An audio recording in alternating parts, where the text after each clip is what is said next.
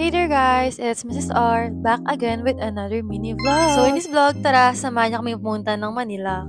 So it's February 14, 2025 and it's a Hearts Day or Valentine's Day. And today nga pala, kasama namin bumiyahe ang aking sister at ang kanyang asawa. So ito na nga, ang usapan talaga namin is 4 AM, kailangan nakabiyahe na kami para nga naman maaga kami makauwi. But guess what guys, hindi siya natuloy dahil 5:30 AM kami bumiyahe ng asawa ko at nakarating kami ng 6 AM sa aming meet-up place. Pero bago nga kami bumiyahe, nagkape muna kami at bumuli ng tinapay dito sa Treats. So, ayun nga pala yung sister ko na super idol ako.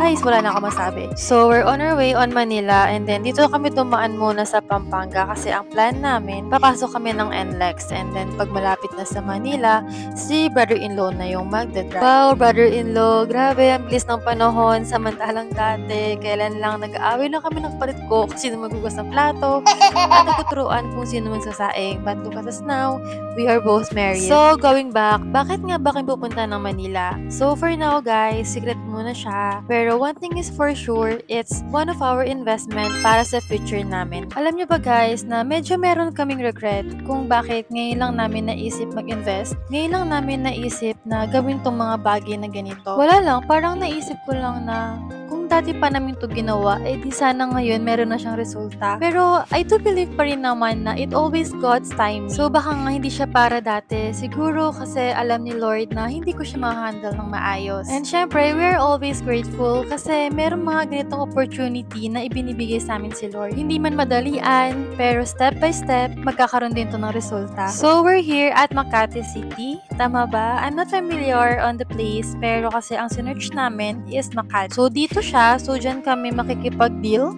or makikipag-done deal regarding sa investment namin for the future. So guys, hindi na pala ako nakapag-video sa loob kasi bawal siya. So ang sabi sa amin, balik kami after lunch. So ngayon is naghahanap kami kung saan kami pwede mag-lunch and nagyaya tong sister ko sa Viking. So sabi nila, minsan lang naman and it's February 14, kaya yan, double date muna kami dito. Sabi ko nga, picturean ko sila dyan kasi nahiya daw sila. Eh, di kami, nahiya din kami. Ayun namin. Grabe, akala namin kumukuha na sila ng food. Nagtitingin pa naman ako ng food. Andito pala sila nakaupo. Kasi ang plan nila, sila munang kukuha bago kami. Good! So, ang sabi ko sa asawa ko, mag-selfie kami. Pero ganyan na yung tsura niya kasi guys, gutom na yan. Meron na yan dragon sa tiyan niya. Kaya ganyan na yan. Iba klase pa naman tumaguto. So, tapos na silang kumuha ng pagkain. At guys, da ako na-inform. Akala ko kasi pang lunch lang to. Pang dinner na rin pala. Ang dami naman kasi ng kinuha nila. Sana maubos nila. Pero anong tingin niyo guys? Maubos ba namin to? And it's our turn. Siyempre, kumuha kami ng steak. Ayan, favorite namin yan. And then pasta. Ayan. Check nyo na lang yung mga kinuha namin. Videohan ko na lang siya. Alam nyo ba na favorite ko din yung siomai? Kaya nung nakita ko tong mga siomai na to, kinuha ko lahat. At isa rin sa weakness ko to. Kahit rice siya. Isa yan sa weakness ko guys. Grabe ang sarap kasi. Hindi ko na na-videohan lahat ng mga kinuha ko. Pero eto yun lahat. Grabe, parang fiesta guys.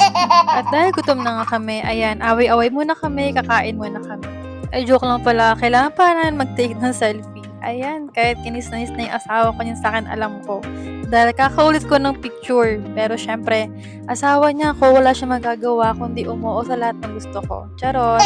Alam niyo ba guys, habang tinitingnan namin tong resibo, parang may gusto kaming kanta. At tumigil ang mundo. Grabe, tawang-tawa ko sa action ko dito. Actually, hindi ko na first time dito, pero first time ko magbayad kasi lagi akong libre. Ay, diba? Kapag libre, masarap. So, kaya kailangan mo talaga lubos-lubosin o sulitin ang food dito kapag dito kayo kumain, guys. So, nagpunta kami sa dessert area and ice cream na lang yung nagustuhan ko. Taro and pistachio, pero hindi ko bet yung pistachio. So, ayun na nga, by that time, natapos na namin pirmahan yung mga papers na kailangan pirmahan. And after noon, umuwi na rin kami kaagad. And that's it. That's all for today. Thank you for watching. See you on my next vlog. Bye!